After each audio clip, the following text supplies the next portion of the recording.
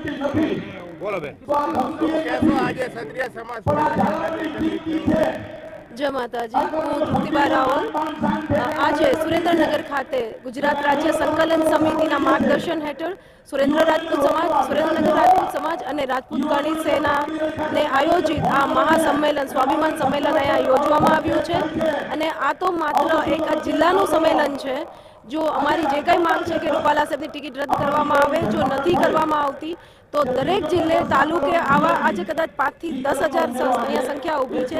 આ માત્ર એક જિલ્લાનું સંમેલન છે, પણ જો ટિકિટ રદ કરવામાં નથી આવતી તો આ સંમેલન આખું ગુજરાતનું એક સંમેલન રાજકોટ ખાતે મોટી સંખ્યામાં કરવામાં આવશે। અને આજે અહીંયા સૌએ એક નિર્ધાર પર કરેલો છે કે જો હજી પાર્ટી આમાં રૂપાલા સાહેબ માટે સોફ્ટ કોર્નર રાખે છે તો રૂપાલા સાહેબની એક પણ એમની સભા, પ્રચાર પ્રસારની સભા રાજપૂત સમાજ નહીં થવા દે એવી અહીંયા ચીમકી આપે છે। आप જોઈ શકો છો કે કેટલી બહોળી સંખ્યામાં જ ગ્રાઉન્ડ ટૂંકું પડી રહ્યું છે સુરેન્દ્રનગરમાં, જ્યાં એટલા ક્ષત્રિયો ભેગા થાય છે, જેમાં ભાઈઓ બહેનો અને તમામ લોકો છે।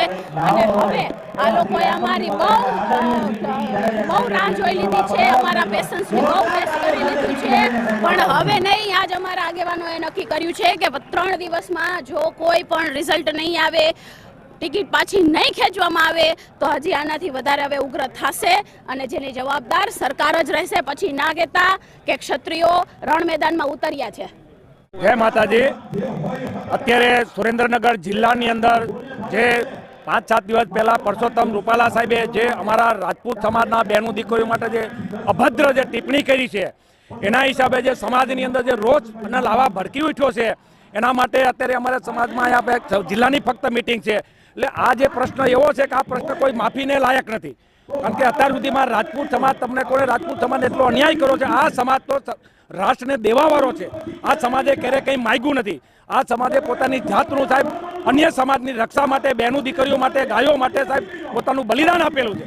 તો આ એવો એક સમાજ છે, એ સમાજને આજે પણ અમારી સાથે અન્ય સમાજના પણ માણસો છે। જ્યારે તમે આવી વિકૃત માણસ તરીકે જે ભદ્ર ટિપ્પણી કરી છે, એટલે આ કોઈ માફી લાયક નથી। અત્યારે તમે ક્યાંય અમારા સંતો મહંતો પાસે જાઓ, અમારા રાજકીય નેતાઓ પાસે જાઓ, એટલે આ અમારા સમાજ સિવાય કોઈ તમને માફ કરી શકે નહીં। અને માફ ક્યારેક જ છે, અને માફ કરવા માટે અમારી એક જ માગણી છે કે જો ભાજપ સરકાર વહેલાસર તમને કોને કે આ ભાઈની ટિકિટ ત્યાંથી રાજકોટમાંથી રદ કરે તો બાકીની કદાચ સીટું એની બચી જાય। પણ જો એ તમને કોઈને પ્રતિષ્ઠાનો પ્રશ્ન બની રાજપૂત સમાજની એને જરૂર ન હોય, આ સમાજ છેલ્લા તમને કોને 20 વર્ષથી 70 થી 80% રાજપૂત સમાજ ભાજપ સાથે, કારણ કે રાજપૂતો કટ્ટર હિન્દુવાદી છે। આજ હિન્દુસ્તાનની અંદર તમને કોને જો સનાતન ધર્મ ટકી રહ્યો હોય, હિન્દુ ધર્મ ટકી રહ્યો હોય તો અમારી 4 પેઢીએ સાહેબ બલિદાન આપ્યું છે। આજે તમે જેના નામ ઉપર તમે જે વોટ લો છો, જેને 2 સીટમાંથી આ જગ્યાએ પહોંચ્યા છો, એનો તમને કોને અમારા વડવા જે ભગવાન રામ, જે ભગવાન કૃષ્ણ અમે સીધા ડાયરેક્ટ વારસદાર છીએ, એના અમારા જે તમે વડીલોને પૂજા કરો છો, એના જે વંશોને તમે આ રીતે વધૂત કરો છો, તો અમે કોઈ પણ સમાજમાં ચલાવી લેવા માંગતા નથી। એટલે અમારી ફર્સ્ટ તમને ચીમકી છે કે હજી પણ સમય છે, વહેલા તમે આની આ પરસોત્તમભાઈની રાજકોટમાંથી સીટ તમે બદલાવી નાખો, નહીતર તમને આમાં ઘણી સીટનો તમને, કારણ કે આ તો ફક્ત અમારું જિલ્લાનું છે સંગઠન। હવે પછીનું અમારું જે કાર્યક્ષેત્ર, અમારું કુરુક્ષેત્ર રાજકોટ જિલ્લો રહેશે।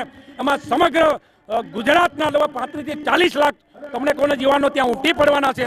ગામડે ગામડે જઈ ને કોઈ પણ હાલતમાં જો પરસોત્તમભાઈને જીતવા દેશું તો અમારું આ રાજપૂતી પણ છે કે અમે એને કોઈ પણ જાતની અંદર તમને કોઈને ટિકિટ પાછી લેવી જ પડશે।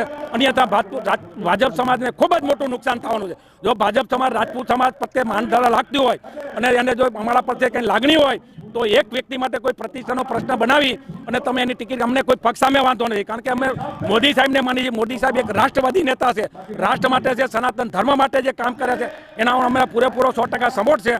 તો તમે મોદી સાહેબને વિનંતી છે, અમિતભાઈ શાહને વિનંતી છે કે તમે જલ્દીમાં જલ્દી કોઈ પ્રતિષ્ઠાનો પ્રશ્ન બદલાયો કે તમે જે 2 સીટનું તમારે બદલાવી છે સીટ, તો 3જી સીટનું પણ તમે એનું નામાંકન પત્ર રદ કરી નહીં, અમે તમે કોઈ પણને મૂકો, અમને કોઈને વાંધો નથી, તો જ આ પ્રશ્નનું સમાધાન થયું છે। બાકી આનો સમાધાનનો કોઈ પ્રશ્ન નથી। જય માતા।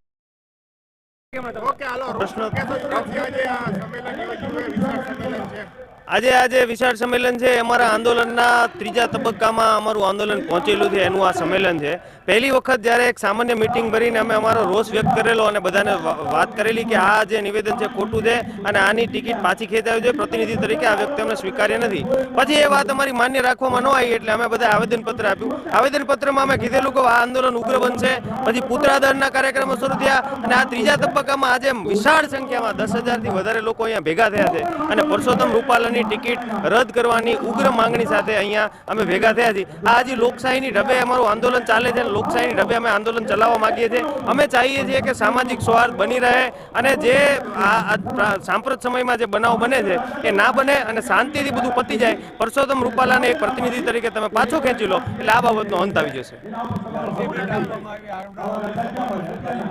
આવનારા દિવસોમાં અમારો ત્રીજા તબક્કાનો કાર્યક્રમ છે. જો હજી આગળ પણ અમારી માંગણીને ધ્યાન ઉપર દેવામાં નહીં આવે અને ક્ષત્રિય સમાજને સિરિયસ લાઇટલી લેવાની જો કોઈ ભૂલ કરશે તો એના ગંભીર પરિણામો ભોગવવા પડશે. આ આંદોલન જે છે એ લોકશાહી ઢબે આંદોલન ચાલે છે અને આ લોકશાહી ઢબે આંદોલન ચાલતું આંદોલન અમે આજે જિલ્લા લેવલે લાયા છીએ. કાલે જિલ્લા લેવલથી તાલુકા લેવલે જશું, તાલુકા લેવલથી ગ્રામ્ય લેવલે જશું અને ગ્રામ્યથી એક એક ઘર સુધી અમારી વાત પહોંચશે અને પરસોત્તમ રૂપાલાને ટિકિટ કાપવી પડશે અને કાપવી પડશે.